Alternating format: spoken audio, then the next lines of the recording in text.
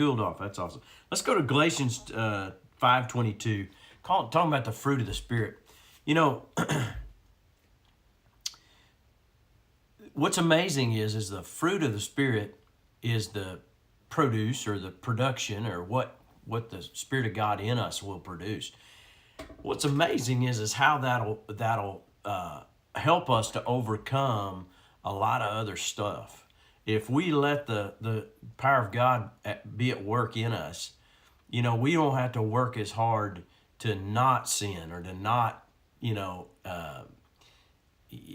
having a bad attitude or being, being rude towards other people or just letting other people bother us. If you have, let's look at what these are. The Holy Spirit produces this kind of fruit in our lives: love, joy, peace, patience, kindness, goodness, faithfulness, gentleness, and self-control. You know, I tell you, it's funny. I say all the time, don't,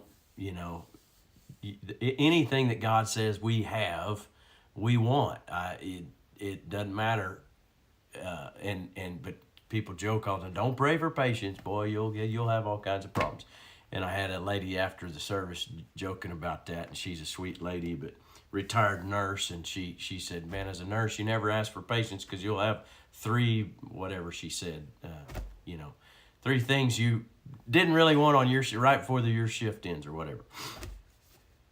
Well, we don't necessarily have to ask for these things because they are a part of us. Now, we cultivate those or care for those, or we increase or enhance those by yielding to them, asking the Lord to have the fruit of the Spirit evident in my life. But part of the value or the way that this kicks in is just by us simply realizing what we have.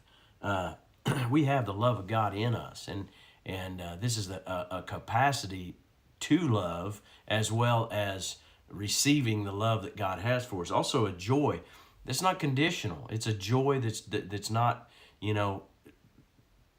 controlled by our circumstances or other things. It's not happiness depending on happenings.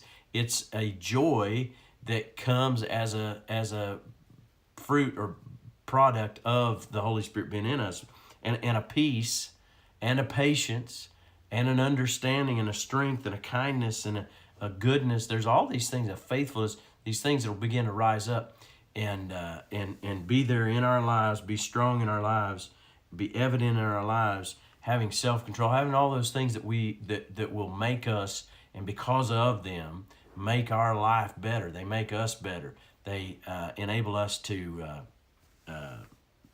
just to enjoy even less than ideal situations. All right, make us content where we're at.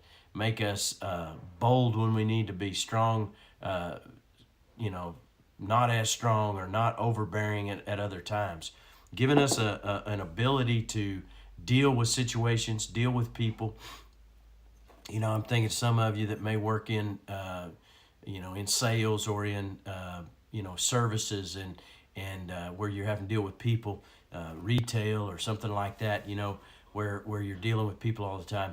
And I tell you what, having an ability to walk in these fruits, but it may be that you need these just to live in your home and do just small things. There's times when these are easy to walk in. There's times when it's difficult to walk in. The wonderful thing is they're not all dependent on us. They're a product of the Holy Spirit at work in us. And so by recognizing these and getting ourselves in agreement with what God has said about us, and even beyond what you can understand or before you can understand it, either way you look at it, you can have these operating in your life and you'll begin to notice them, begin to recognize, wow, I have an ability to love somebody who's unlovable, pretty unlovable, somebody who's pretty bristly or just hard to get along with. Now, what's the value of that? God's love operating in us, it changes our motives, it changes our motivations, it changes, it gives us the ability to do what God says to do oftentimes, because we have an ability to do something good for somebody who, they may not deserve it. They may not have earned it. Kind of like us. We didn't deserve it, or can't earn it. God's love for us. And if we can extend that to someone else, well, you say, well, what's that look like? The ability to pray for somebody who, Jesus said, pray for your enemies, bless your enemies, pray for those who despitefully use you. Pray for them.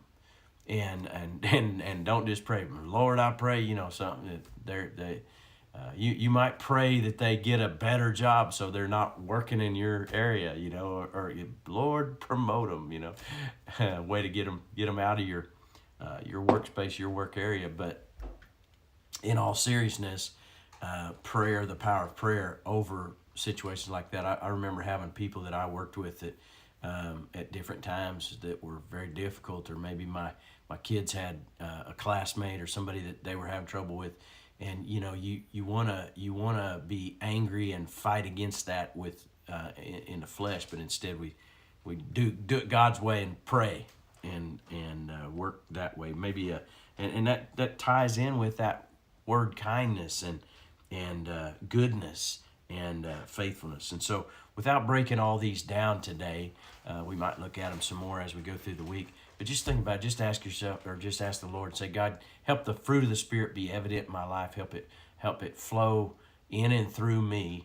And Lord, cause me to learn, realize, experience, and see the fruit of the Spirit in operation in my life. And here's the thing. As these things begin to work and operate, some of the other things that are a problem will fall away. And so some of the other areas of life that maybe get you, amped up or stress you out, or, the stress begins to go when you can walk in kindness and love towards somebody. A meekness that's not weakness, but strength under control, gives you an ability to not be affected by some of these other things. And so so go out today and be blessed. Ask God to show the fruit of the Spirit. Make it evident in my life, oh God, and help me to walk in all that you have for me. And make that your prayer today, and go out and be blessed.